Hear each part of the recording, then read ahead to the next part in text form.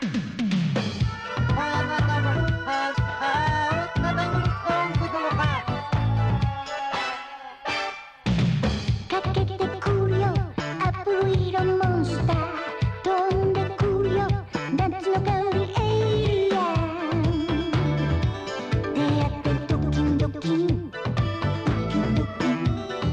Ball Z, of course, influenced everything. Everything it can't touch. Life. Yes, that's deep. It has. It's what your breakfast has had been. So yeah. Use one every day, exactly at 3 p.m. to get to my house to sit down and watch Dragon Ball Z. When I was in 5th grade, I'm 30 now, so do the math. 5 o'clock in the morning, I would wake up to go to 5th grade just to watch Dragon Ball. Later on, when Funimation picked it up and was put on Cartoon Network, it just sealed the deal for me. I just watched everything else after that. The best thing about it, I'm going to say, is, the martial arts.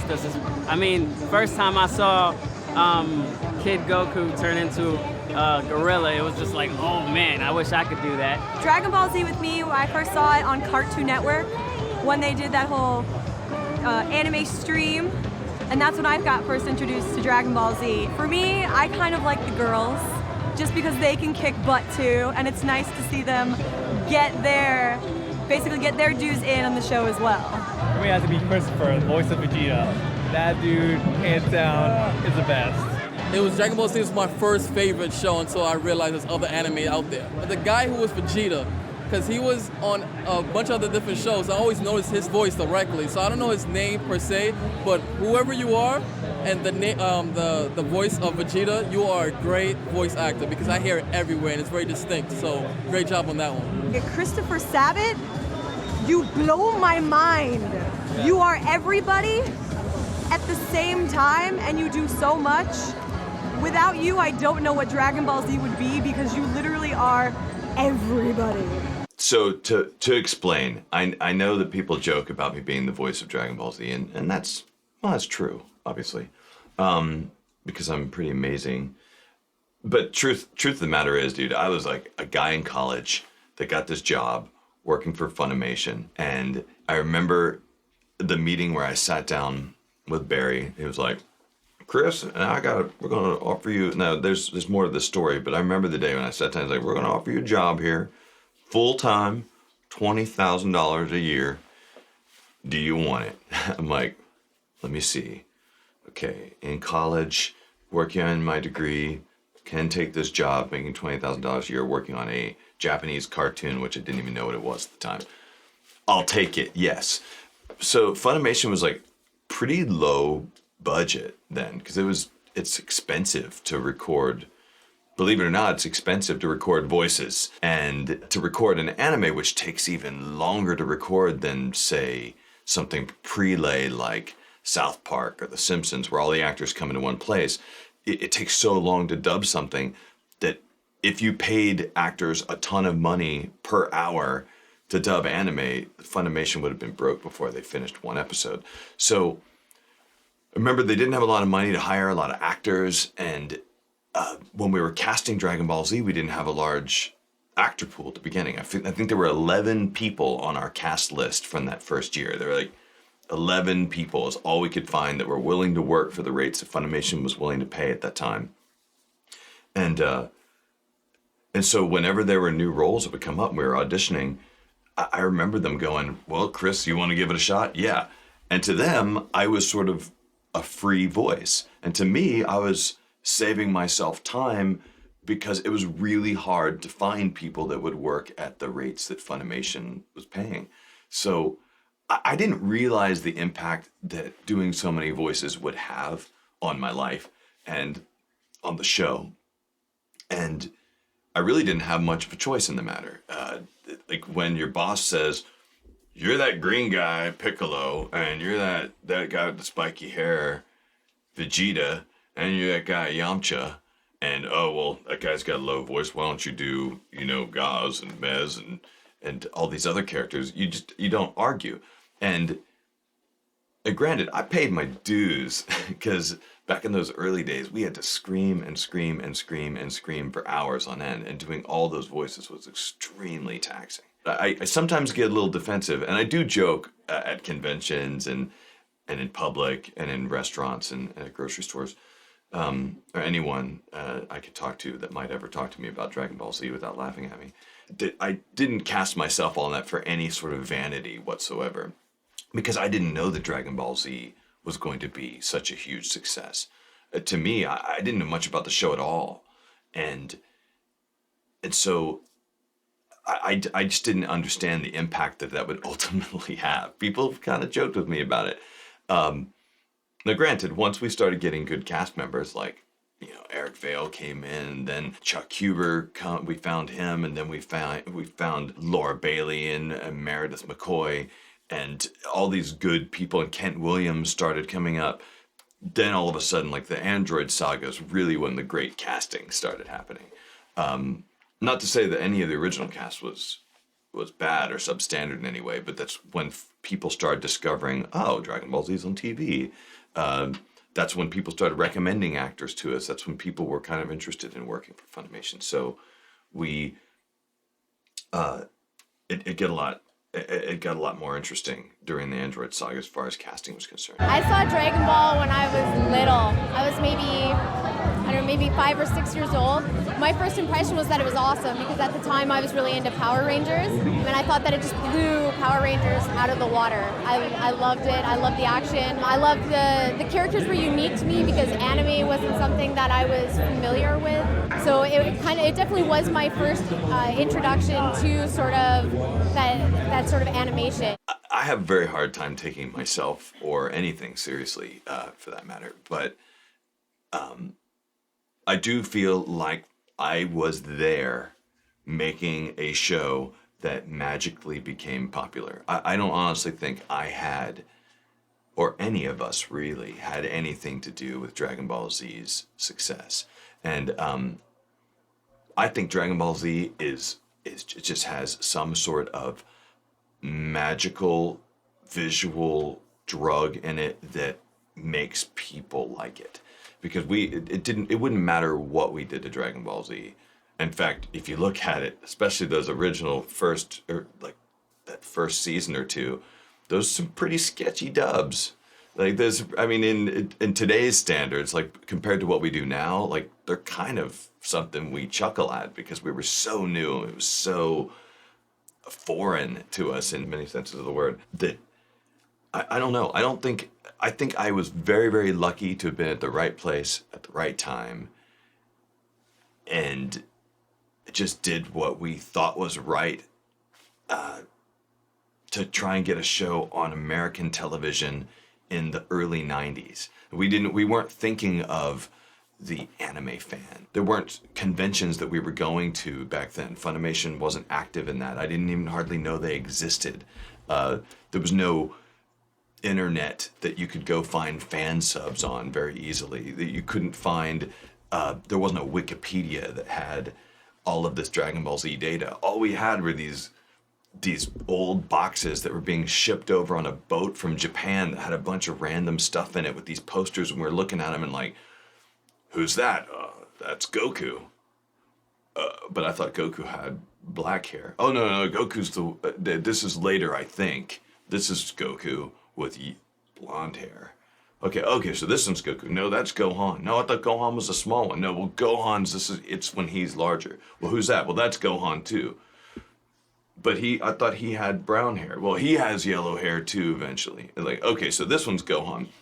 No, that's Goku. Like, but he looks just like Gohan. Well, no, that's Goku, I think, from something later. There were all these posters, we hardly knew what they were, because when I went into Dragon Ball, we didn't even know what the end of the story was going to be necessarily. It's embarrassing to admit, but there wasn't.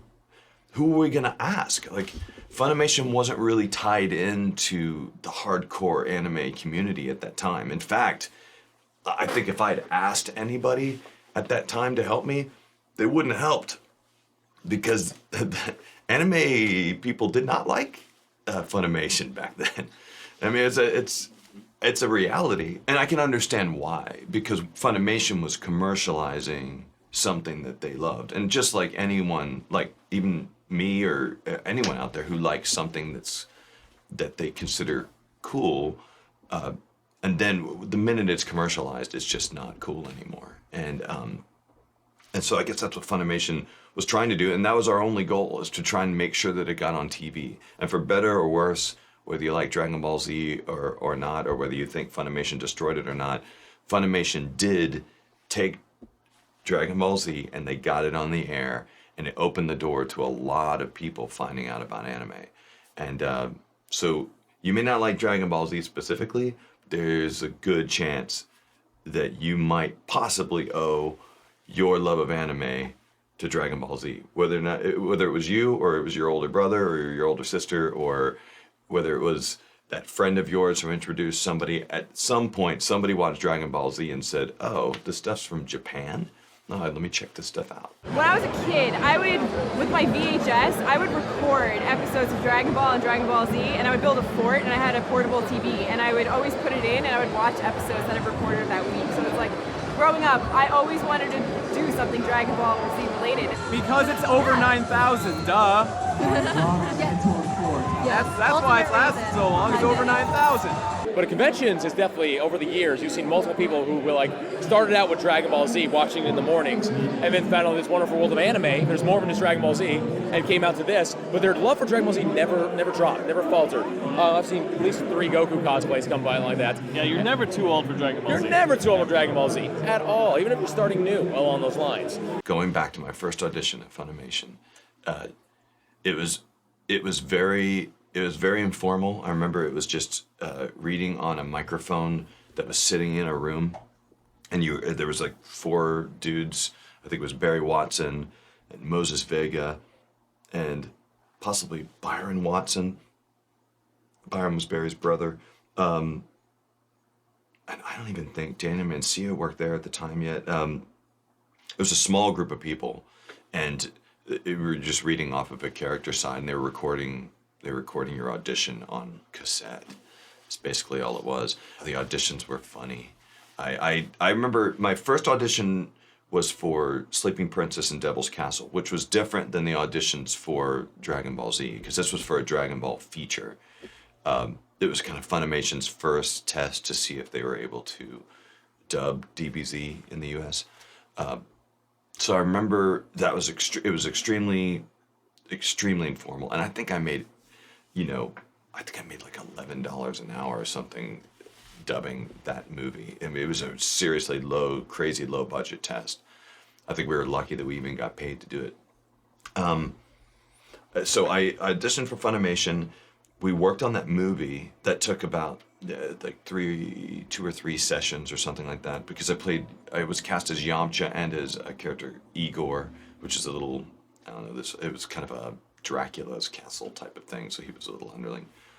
We recorded that, and then I didn't hear from Funimation for a while, like 6 months or so, maybe 4 or 6 months, and then I heard from Carly Hunter, who was, I think, the first non-family member hired at Funimation. Like everybody was related to somebody at Funimation until Carly Hunter was hired, and she was my friend in college, and she called me up saying, hey, Barry really liked your stuff that you did on Sleeping Princess and Devil's Castle. He wants to talk to you about perhaps coming in house and working with us. I'm like, cool. What is it you do? You like paint panties out of episodes of Dragon Ball? I like your job. Okay, let's do this. So I was then hired, I guess, after meeting with Barry, I guess I was hired to be the casting director and the assistant director, which is basically someone to help Barry cast a show and then watch him as he directed people. Vegeta is a great counterpart to Goku, so their voices, the voice actors, kudos. The story that it was told in Dragon Ball Z, it's around fighting, but it teaches lessons about humility, about coming of age, taking responsibility, always meeting new challenges and surpassing them through Goku, Vegeta, Gohan, Piccolo. Well, everybody always talks about the rivalry between Kakarot and Vegeta, but the problem is Vegeta has never lost to Goku. That's a little known fact, but he's never lost to Goku. Vegeta is the character I am closest to in Dragon Ball, because he is my favorite character in the show. And I feel really, really happy that I got to voice him. If you said you had to give up every single character but one, I would keep Vegeta 11 times out of 10 because he's the kind of guy I would actually want on my team. He doesn't talk too much. He's not a dork, and he usually has the best ideas. I mean, if they'd left it all up to Vegeta, Dragon Ball Z would have been over a lot earlier than it was. Like, I say we go in and destroy them now! And then, boom, they destroy him. It's over. Done. Roll credits.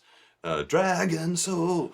Vegeta's transformation throughout the series was interesting to me because I got, as I've mentioned before to people, we didn't know a whole lot about the series, where it was going, or exactly where it was going to end up. So I was a fan of the show as I was recording it, especially of Vegeta. I didn't know what was going to happen to him. So every time Vegeta would power up, every time he'd become another level of Super Saiyan, every time he came in as Super Vegeta, those are really cool moments for me as a fan of Vegeta and as the guy who got to play Vegeta. And so I felt like as an actor, I grew as Vegeta grew, because the more powerful he got, I felt the better I got, because I really got into his character. I loved the struggle that he was dealing with. There's this doofus of a guy, this happy-go-lucky kind of doofus hero that all this great stuff just sort of magically happens to without him even having to really try. And then Vegeta, who's had a pretty crap life, honestly. Like his whole planet was destroyed when he was a kid. His dad probably wasn't very present in his life, and then his surrogate father became Frieza. Not a cool upbringing to have. I think he just has the richest story because he's got such an amazing kind of revenge story, and then he also redeems himself throughout the whole series. He just has all of these. He probably wasn't tested very much when he was a kid, because he was the king's son. He then became the king of the galaxy's, bastard son. No one probably did much to test Vegeta. Sure, they sent him out on training missions, and they explained some of that in the Bardock series, but he had a pretty tough life. So it's interesting to see him come to terms with not necessarily being the most powerful, the strongest person in the universe as he always wanted to be, but accepting the fact that he's grown up, he has a family now, he has a son, and it's really neat to watch him transform into a guy who was just completely merciless to somebody in the Buu saga, where he basically wants to give up his own life to save these Earthlings that he claims to hate so much. So Vegeta is just such a rich, awesome character. Directly to Chris Sabat, I would like to say thank you so much for doing the voice of Vegeta. I enjoyed the Ocean dub, but your dub was vastly superior in capturing Vegeta. You portrayed the character amazing. Growing up, I didn't really have a lot of father figures, but you being Vegeta was my father figure, and I really appreciate what you taught me through the character of Vegeta, and I hope in more future animations for Funimation you keep it going and still be in the community and still, communicate with the Dragon Ball Z fans. I love you, man.